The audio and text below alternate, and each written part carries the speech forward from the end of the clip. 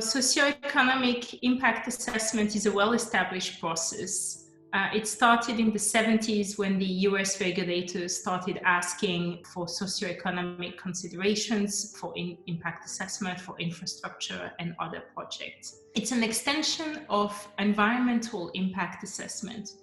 So in the history, environmental impact assessment has existed for a long time, and at some point it appeared that it was important to also look at the human environment, and therefore what would be the social impact, the economic impact, the health impact. And so the field of environmental impact assessments broadened and to encompass also those fields. And usually these are carried out together, although you can have separate processes for environmental impact and socioeconomic on the other side.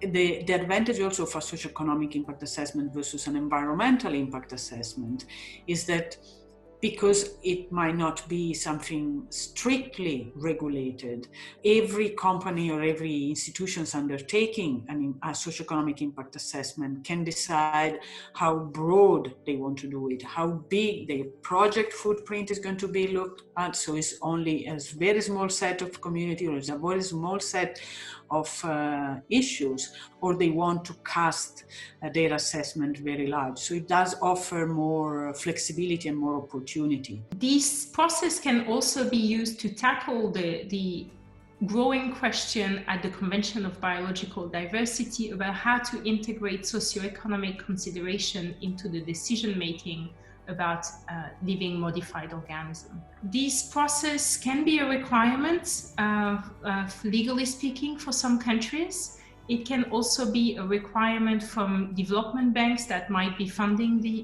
project, in particular when we're talking about infrastructure. It can be part of regulatory process to get a permission to build a certain infrastructure or start a project. And it can also be totally outside of the regulatory process, being initiated by a project that is conscious of its potential impact and wants to mitigate it, as well as foster sustainable development in the process. There are global guidelines about how to do socioeconomic impact assessments. Some of them have been established by the Development Bank, such as the International Finance Corporation, which is part of the World Bank family, and they describe what are the best practices and minimum standards to do this impact assessment.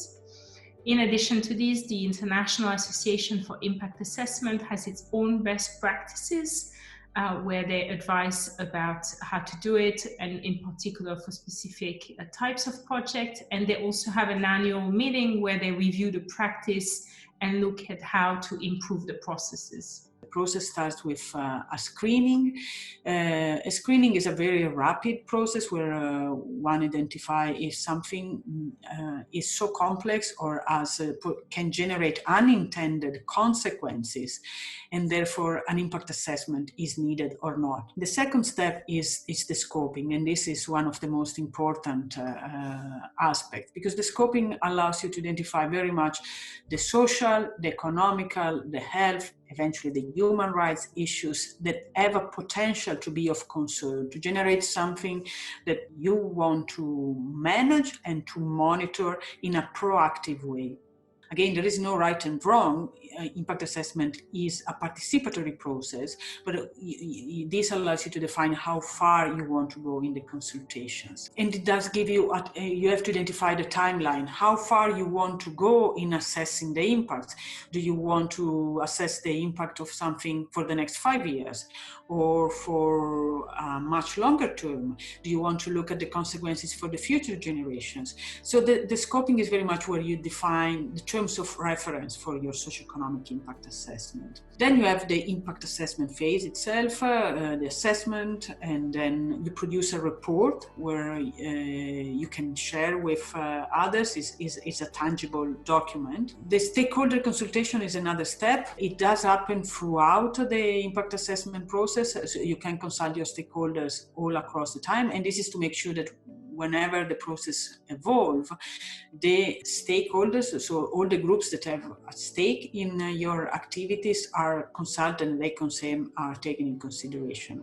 And then there is the monitoring and implementation. So once the impact assessment is done, you have an implementation plan with some key indicators that allow you to understand if the project and the implementation are going in the right direction, and if something unexpected or unintended is happening. By having a monitoring and evaluation system, you are able to intervene. So again, is this enable you to proactively manage. Impact assessment and an environmental risk assessment can be complementary exercises. They might respond to different requests, for example, from different government agencies, or they might respond to different interests from a project, wanting to know what's the impact of the construct that it intends to release, as well as the impact of its different activities. So they work well together, although they respond to different processes and different obligations.